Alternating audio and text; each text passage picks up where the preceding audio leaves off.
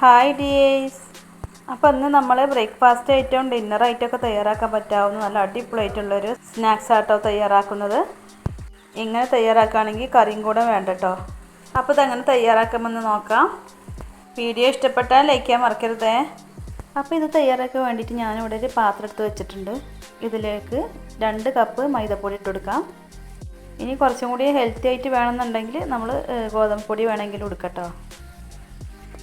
മൈദപ്പൊടി കൊണ്ട് തയ്യാറാക്കുകയാണെങ്കിൽ കുറച്ചുകൂടി ടേസ്റ്റ് ആവും. ഇനി ഒരു 1/4 ടീസ്പൂണ് ഉപ്പും കൂടെ ചേർത്ത് കൊടുക്കാം. ഇനി എല്ലാം കൂടെ നന്നായിട്ട് തന്നെ ഒന്ന് യോജിപ്പിച്ചെടുക്കാം.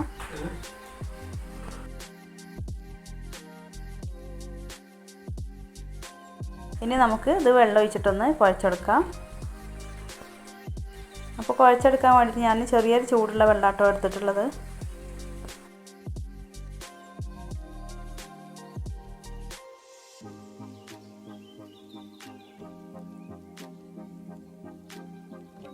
ഇനി നമുക്ക് കൈ കൊണ്ട് തന്നെ നന്നായിട്ട് തന്നെ ഒന്ന് കുഴച്ചെടുക്കാം. ചപ്പാത്തി മാവിൻ്റെ അതേ പരുവത്തിലായി എടുക്കാം.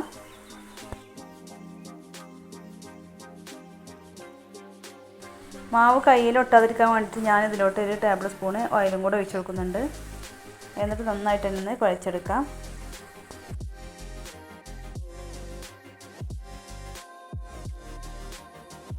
അപ്പോൾ ഇത് നന്നായിട്ട് തന്നെ കുഴച്ചെടുത്തിട്ടുണ്ട്.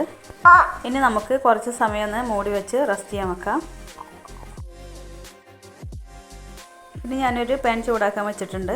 ഇതിലോട്ട് 2 ടേബിൾ സ്പൂണ് വെളിച്ചെണ്ണ ഒഴിച്ചെടുക്കാം. എണ്ണ നന്നായിട്ട് തന്നെ ചൂടായി വന്നിട്ടുണ്ട്. ഇനി ഇതിലോട്ട് ഒരു 3 സവാള ചെറുതായിട്ട് കട്ട് ചെയ്ത് ഇട്ട് കൊടുക്കാം. ഇനി സവാള നന്നായിട്ടൊന്ന് വഴറ്റിയെടുക്കാം. 2 പച്ചമുളക് നീളത്തിൽ കട്ട് ചെയ്തിട്ട് കൊടുക്കാം. സവാള പെട്ടെന്ന് തന്നെ വഴന്ന് വരാൻ വേണ്ടിയിട്ട് ഞാൻ ഇതിലോട്ട് ഒരു 1/2 ടീസ്പൂണ് ഉപ്പും കൂടെ ചേർത്ത് കൊടുക്കുകയാണ്.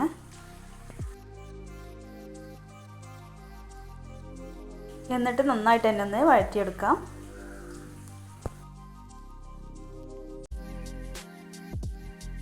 ഇതിലോട്ട് 1 ടേബിൾ സ്പൂണ് ഇഞ്ചി വെളുത്തുള്ളിയും കൂടെ ഒന്ന് ചതച്ചതിട്ട് കൊടുക്കാം. എന്നിട്ട് ഒന്നും കൂടെ ഒന്ന് വഴറ്റിയെടുക്കാം.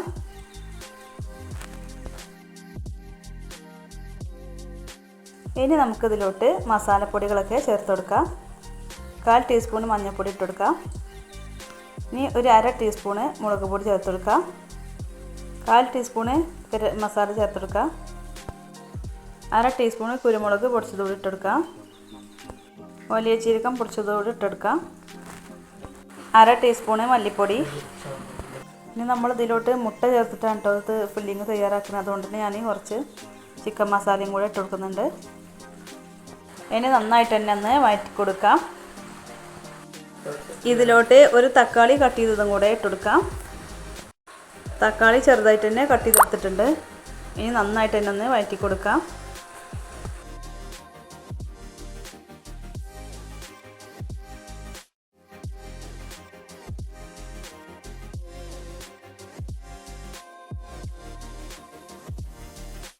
അപ്പോൾ ഇതൊക്കെ നന്നായിട്ട് തന്നെ തക്കാളി വഴറ്റിയെടുത്തിട്ടുണ്ട്. ഇനി നമുക്ക് ഇതിലോട്ട് കുറച്ച് മല്ലിയിലയും കൂടെ കട്ട് ചെയ്തിട്ട് കൊടുക്കാം. എന്നിട്ടൊന്ന് യോജിപ്പിച്ചെടുക്കാം. ഈ സമയത്ത് ഉപ്പ് കുറവുണ്ടെങ്കിൽ ചേർത്ത് കൊടുക്കാം. അപ്പോൾ കുറച്ച് കുറവായതുകൊണ്ട് തന്നെ ഞാൻ ഒരു നുള്ളു ഉപ്പും കൂടെ ചേർത്ത് കൊടുക്കുന്നുണ്ട്.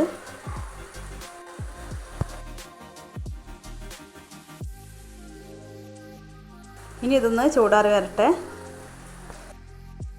ഫില്ലിങ് വെക്കാൻ വേണ്ടിയിട്ട് ഞാനിവിടെ 2 മുട്ട പുഴുങ്ങി എടുത്തിട്ടുണ്ട്. ഇനി ഇത് നമുക്ക് 4ആയിട്ടൊന്ന് കട്ട് ചെയ്തെടുക്കാം.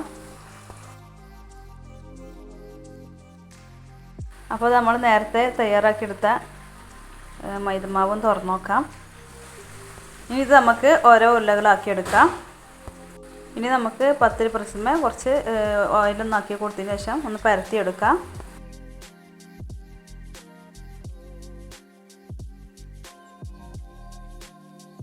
പരത്തി എടുത്തിട്ടുണ്ട്. ഇനി നമുക്ക് ഒരു പാത്രത്തിലേക്ക് മാറ്റാം.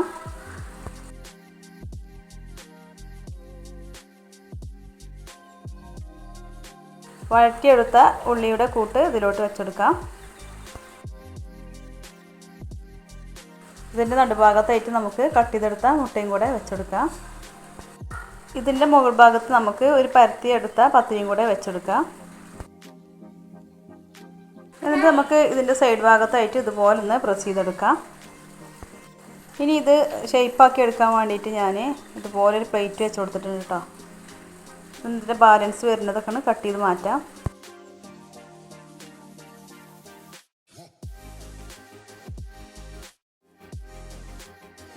അപ്പോൾ ഇത് നല്ല ഷേപ്പായിട്ട് തന്നെ വന്നിട്ടുണ്ട്. ഇനി നമുക്കിതൊന്ന് ചുട്ടെടുക്കാം. അതിന് വേണ്ടിയിട്ട് ഞാൻ ഒരു ചട്ടിയിലേക്ക് ഒരു 1.5 ടീസ്പൂണ് എണ്ണ ഒഴിച്ച് കൊടുത്തിട്ടുണ്ട്. എണ്ണയൊക്കെ നന്നായിട്ട് തന്നെ ചൂടായി വന്നിട്ടുണ്ട്. ഇനി നമുക്ക് ഇതിലോട്ട് ഇട്ട് കൊടുക്കാം.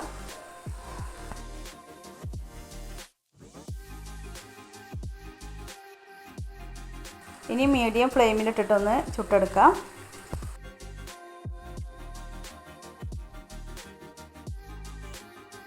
അപ്പോൾ ഇത് ഒരു ഭാഗമായിട്ടുണ്ട്. ഇനി നമുക്കിതൊന്ന് മറിച്ചിട്ടെടുക്കാം.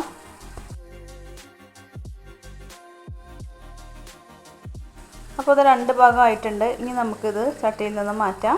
വീഡിയോ ആദ്യമായിട്ട് കാണുന്ന കൂട്ടുകാരാണെങ്കിൽ ചാനലൊന്ന് സബ്സ്ക്രൈബ് ചെയ്യാൻ മറക്കരുത്. അപ്പോൾ ഇത് നല്ല അടിപൊളിയായിട്ടുള്ള ബ്രേക്ക്ഫാസ്റ്റ് റെഡി ആയിട്ടുണ്ട്.